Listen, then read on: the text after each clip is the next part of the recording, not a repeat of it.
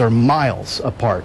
Liz? We're going to talk a little bit more about that. Thank you, Jeff. And joining us now are two congressmen wrestling with this issue. Republican Michael Grimm, who represents Staten Island and Brooklyn, and Democrat Jerry Nadler, who represents Manhattan and Brooklyn. Gentlemen, thank you both for talking to us today. Congressman Grimm, you reportedly support the Boehner plan, but why is the House going forward with a bill that in its current form will not pass in the Senate?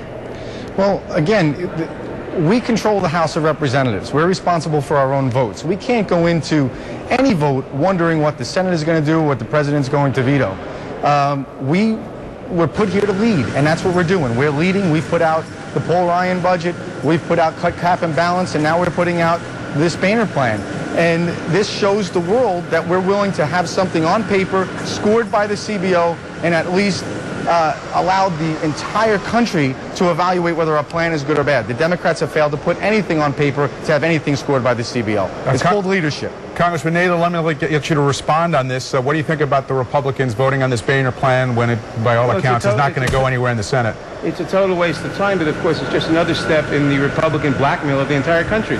They have created an artificial crisis around this debt ceiling increase. The debt ceiling was increased 7 times during the Bush administration, and all that really represents is an agreement that we are going to pay the bills incurred as a result of decisions made 3 and 5 and 7 years ago.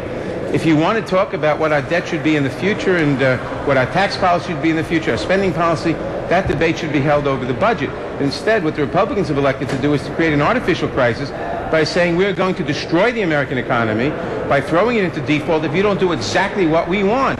If you don't pass a constitutional amendment, if you don't destroy Medicare and Medicaid, if you don't do all the things we want, then we're going to destroy the economy because we have a gun to your head. That's what this is, an artificial crisis, and frankly, it's disgusting.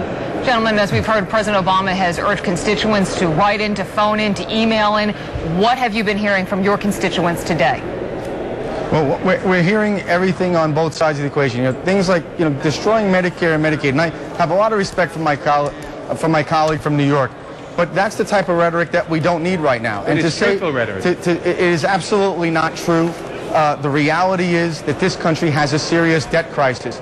And we weren't sent here to push it off for another Congress to come up with other, reasons why we can't deal with the problem now. We need to deal with the problem now because it's destroying our country. It's bankrupting us. The reality is we have a much worse economic employment crisis than we do have a debt crisis. And the spending spree that we've been on is the reason why. We have not increased our spending except in the last 2 years, except for things like unemployment insurance and other things that are as a result of the recession. In fact, the CBO predicted in January of 2009, before the president was inaugurated, that the deficit would be $1.5 trillion this year because of things that had already happened.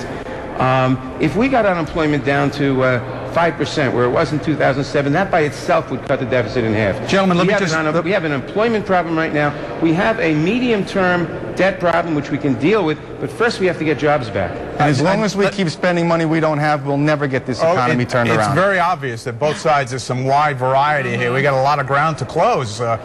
Can a deal be reached in time? We really don't have much time. A simple yes or no question to both of you. Congressman Grimm, let's start with you. I think a deal can be reached, but not with this type of rhetoric. I want to come together and actually deal with the problem, and let's bring solutions, not demonization, not demagoguery. I think the attitude of the Republicans is that unless we submit to the blackmail on the American economy, they're not going to come to a deal.